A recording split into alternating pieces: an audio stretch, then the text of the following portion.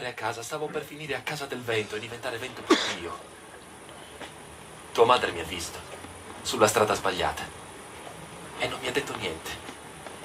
Ma io mi sono accorto del peso di quello sguardo.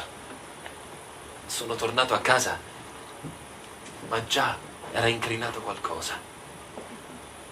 Era sempre notte allora, ma non per il buio. Tua madre stava sempre in silenzio, sempre sulle sue. Sembrava fosse sempre alla finestra, io in salotto, dall'altra parte della casa.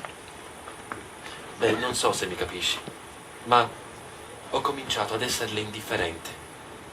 Forse non se ne andava per abitudine, perché ormai eravamo insieme, c'era poco da fare. Non le basto più, ho pensato. La verità è che non le servivo. Non la facevo più felice. Da tempo non le stavo vicino per davvero. Non mi accorgevo dei dettagli, neanche delle cose importanti. Lei se n'era accorta e aveva smesso di perdonarmelo. Anzi, a dire la verità, non ha neppure mai iniziato a farmelo pesare. Però era come se non ci fosse e io pensavo di non poterci fare nulla. Era sempre notte e lei era la luna.